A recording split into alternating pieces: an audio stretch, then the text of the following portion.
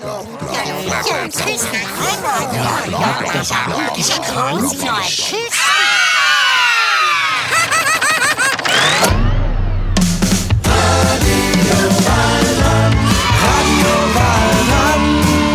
spielen miteinander. Radio Waldrand ist im ganzen Wald bekannt.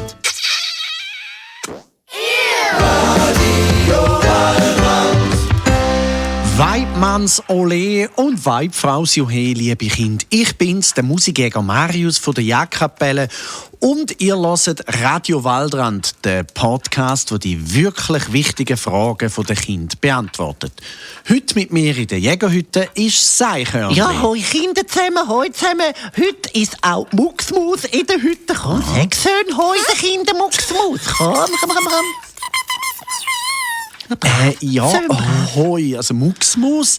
Hey, pst, Seichhörnchen. Ja, was ist denn? Kann sie nicht menschlich? Nein, sie ist nicht dabei gewesen, wo du uns dabei gebracht hast. Und sie ist noch sehr, sehr, sehr jung. Sie ist erst der Frühlingslüpf. Ja, aber dann versteht sie ja kein Wort von dem, wo wir da verzapfen. Und die Kinder, die hören, verstehen Mucksmaus auch nicht. Das stimmt, Mist.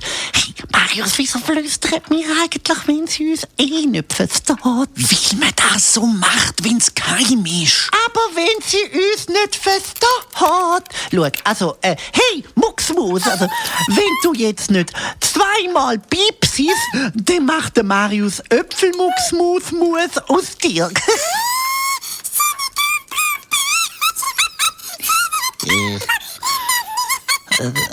Also siehst, die versteht kein Wort.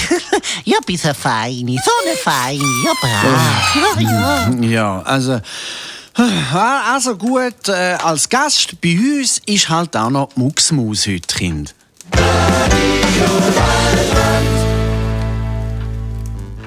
Der Podcast wird euch präsentiert von Hörbert, der Musikbox aus Holz für Kinder. Erhältlich unter www.hörbert.com. Den Link findet ihr in den Shownotes.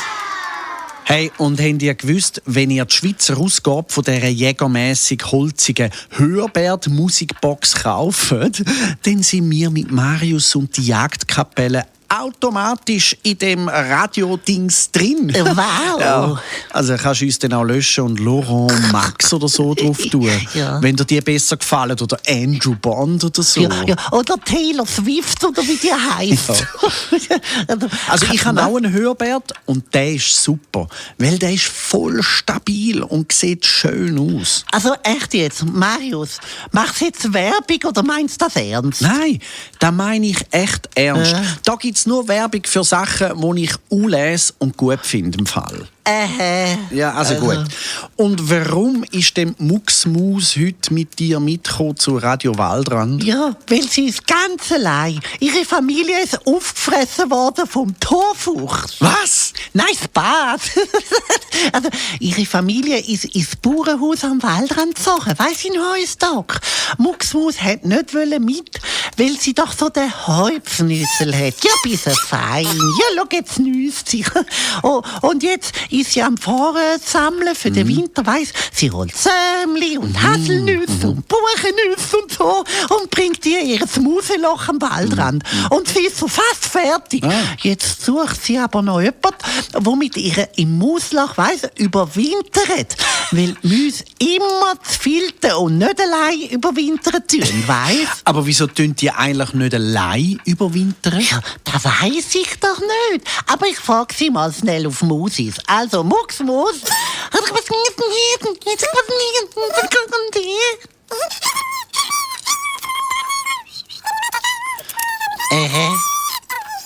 Ja. Ja. Also, es ist so. Erstens liegen Mäuse im Winter ganz nah beieinander, damit sie sich mit dem Körper schön warm geben können. Und zweitens ist es viel weniger langweilig, wenn man ein paar zusammen im Mausloch sagt, Mucksmaus. Aha. Und jetzt wird sie da bei Radio Waldrand einen Aufruf machen, wer mit ihr in ihrem Mausloch überwintern. Ja, ja. Ja, also ich meine, sorry, aber Radio Waldrand hören Kinder und kein Mäuse. Ja, weil die meisten Tiere kein Mensch verstehen, außer dir da im Jägerwald. Und weil ich es euch beigebracht habe. Hey, wir sind da nicht in einem Märchen oder so. Ja, ist ja gut, ja. Aber vielleicht gibt es ja in den Häusern bei den Kindern, die jetzt Radio Waldrand hören, hinter der Wand auch Mäuse. Oder im Keller unten. Hey Kind, psst, hey Kind, hat es bei euch im Haus Mäuse? Ja, also dann rufen denen mal, sie sollen jetzt anhören, weil jetzt sagt Mucksmus auf Musis, dass es ein Überwinterungsgespönli sucht. Also Mucksmus, hallo, ja, komm, jetzt kannst du Werbung machen, um bei dir überwintern.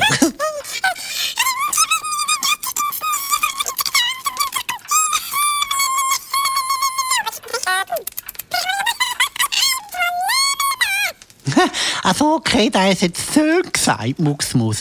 Also am Schluss hat sie noch gesagt, dass sie auch gern mit Kind überwintern tag. Wer also mit der Mucksmus im Mausloch überwintern will, soll sich bitte melden. Und wo so wieder, Marius? Wie heisst das, Marius? Ja, info@jagdkapelle.ch.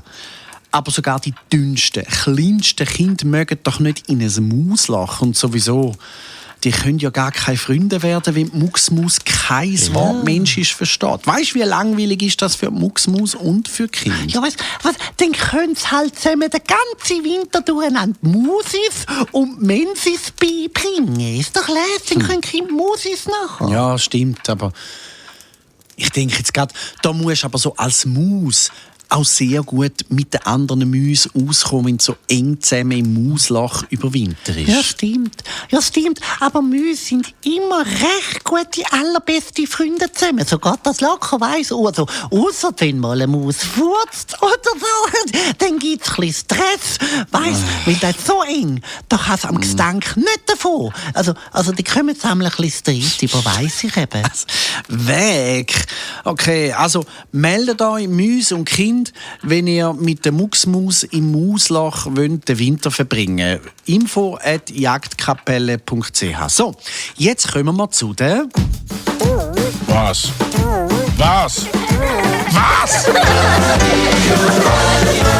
Kinderfrage. Ja, Meret hat uns geschrieben auf info@jagdkapelle.ch und Meret ist 4, kommt aus Ottelfingen und will gern wissen, wie sie im Kinski eine beste Freundin findet. Ja, also das müssen jetzt Kinder, die zulassen, beantworten. Das sind ja Kinder. Die haben sicher bessere Ideen, wie man eine Freundin findet, wie so ein alter Mann. Hey! Ja, sorry. Und ein Tier. Ja, aber gleich versuchen wir jetzt die Frage zu beantworten, Merit. Und wenn ihr Kinder, die zulassen, gute Ideen habt, wie man einen besten Freund oder eine beste Freundin findet, dann könnt ihr mir ein Mail schreiben unter info@jagdkapelle.ch und ich lese es dann in der nächsten Folge vor. Und Merit lässt dann sicher auch wieder zu. Ja, hoffentlich lässt sie zu. Also, Merit, bei mir ist es so, dass wenn ich jetzt im Herbst ganz viel Nüsse gesammelt habe, dass dann auf einmal ganz viele andere Eichhörnchen meine Freundinnen sein. weil ich habe dann einmal so fahrige Nüsse und die verteile ich einmal. Darum hätte ich jetzt eine Idee, weißt du könntest ja Gutzli mit in Kinski mitnehmen und verteilen und zack, wenn du auf das Mal alle deine Freundinnen siehst. Ja, also da finde ich, ist keine gute Idee. Eine Freundin sollte nicht eine Freundin sein, weil man ihr oder ihm etwas dafür gibt. Also richtige Freunde oder Freundinnen haben sich einfach gern und sind gern zusammen und so, weil sie zueinander passen und nicht, weil sie irgendetwas einander schenken. Ja, stimmt eigentlich. Die haben mich reingelegt, die anderen Eichhörnchen. Ja, oder Meret geht in Kinski und ruft laut, wer nicht sofort meine allerbeste Freundin will sein, die lade ich nicht mehr an meinen Geburtstag ein. Eichhörnchen. Wer nicht meine beste Freundin will sein, der stelle ich bis zu der Weihnacht immer den Haken wie möglich. Und auch im Turnen.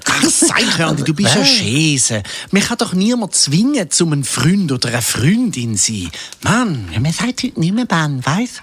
Man muss doch auch ein bisschen an die Zürcher Zulasserinnen denken und zulassen. Also, aber es stimmt so, du hast so recht. Oder, nochmal eine Idee. Meret geht zu dem Mädchen, wo sie als beste Freundin will und das so ganz nett mit deren und extrem lieb, macht ihr ein Kompliment, gibt ihr vom Znüni und lauft ihr immer hinten drin wie ein Hündli. Macht alles, wo das Kind will, wo sie will als Freundin haben. Ja, bis sie dann auch die beste Freundin von der Merit will sein, weißt? Also, nein, weisst, echte Freundinnen haben sich ja darum gern, weil sie sind, wie sie sind. Ja, und nicht, weil sie so sind, wie sie sich verstellen. Nur, dass das am anderen Kind gefällt. Das ist eine blöde Idee. Ja, ist ja gut. Ich habe keine Idee mehr. Dann sollte Merit halt zu der Mucksmaus ins Mausloch überwintern. Dann hat die Mucksmaus als beste Freundin. Ja, also, Seichhörnli, weisst, Merit will ja eine Freundin aus ihrem Kinski haben, weisst. Also, das funktioniert nicht so. Also, ich glaube, ich würde es so machen, dass du, Merit, einmal während dem Spielen im Kinski ganz gut rumschaust und alle Kinder ein bisschen beobachtest, wenn die am Spielen sind. Und ich glaube, dass dir dein Herz dann schon ein Zeichen gibt, wenn es ein Kind gibt, das könnte deine beste Freundin sein. Mir sagt dem auch, wo dir sympathisch ist. Ja, vielleicht, weil sie gern das Gleiche spielt, wo du gern spielst. Vielleicht, weil sie so eine lustige Frisur hat, wo du lässig findest. Vielleicht, weil sie so frech oder fein ist, wie du auch gern würdest sein. Oder weil du eben genau auch so bist und sie darum zu dir passen würde. Und dann würde ich mal hingehen und fragen, ob du mitspielen bei dem, was sie spielt. Und wenn sie ja sagt und ihr zusammen spielt, dann merkt ihr vielleicht, dass ihr ab dem Gleichen lachen müsst, dass ihr das Gleiche lässig findet oder das Gleiche gern macht. Und vielleicht merkst du dann, dass dir das Zusammensein mit dem Mädchen gut tut und dass sie auch gern mit dir zusammen ist.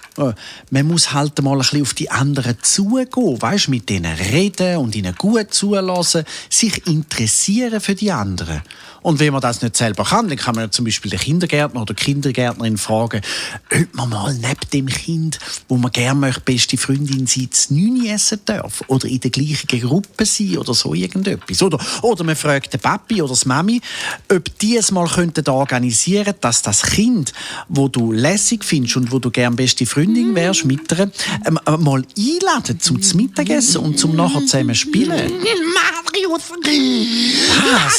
Ja, was? Erstens wird es jetzt wieder extrem langweilig, weil du so viel Zeug sagst. Schon Und gut. zweitens tönt es wieder wie so eine Schulsozialarbeiterin oder wie eine von der Schulzahnklinik oder so ein Pfarrer oder ein Kindergärtner. Also alles, was ich dir noch sagen kann, Merit, ist, dass du ganz extrem, ganz sicher eine beste Freundin findest. Weißt, vielleicht brauchst du ein bisschen Geduld. Wichtig ist, dass du zu den Kindern hingehst, mit ihnen redest und lachst und spielst. Und wenn du eine beste Freundin oder einen besten Freund hast, hey, das ist im Fall das Beste. Weil beste Freunde, die tun einem gut, die trösten einem, wenn man traurig ist und die freuen sich für einen, wenn man zum Beispiel im Spiel gewinnt. Man ist dann wie ein Team oder so eine Familie oder so irgendetwas, weißt? Also das ist jetzt, glaube ich, ein schöner Abschluss gewesen. So, find's. Seichhörnli, das ist schön gesagt. Danke. Wo ist eigentlich die Mucksmaus jetzt? Also nicht. Was? Nicht. Ja. Immer wenn du das sagst, dann weiss ich, dass entweder Seich gemacht hast oder etwas nicht stimmt. Wo ist Mucksmaus, Seichhörnli? Also ich habe ihr gesagt, sie soll ihre Säbeli und ihre Nüssli holen und sie können im Rohr von deinem Jägergewehr, wo du sowieso nie brauchst, überwintern. Ja, dann sagt sie nie allein, weil da ja die Musikjägerhütte ist und immer etwas läuft, wenn die Musikjäger da sind. Und bald kommen die ja zurück, weisst ihr, von der Jagdkapelle. Die kommen wieder heim und ich bin auch immer ein bisschen da und sie hat keine Freunde, Marius. Jetzt bist doch mal ein bisschen lieb. Also gut, dann halt. Dann überwintert sie halt in meinem Jägergewehrrohr. Aber kein Wort an Oberjägermeister Brünzli, gell? Gut, kein Wort. Also, ciao Kind, ciao Merit. Ja, ciao, wow. Sag auch noch schön ciao, Mucksmaus. Weg dem vertuschten Feldtauschknusch. Das Musiktheater von Marius und die Jagdkapelle kommt im Herbst in eure Nähe. Mit mir, Seichhörnli, Dachs Adalbert, Torfuchs und mit vielen mehr. Schnappt ihr ein Ticket für eine Vorstellung unter www.feldtauschknusch.ch. Radio Waldrand. wir spielen miteinander. Radio Waldrand ist Radio, wo entspannt, von A bis Z brillant. Radio Waldrand.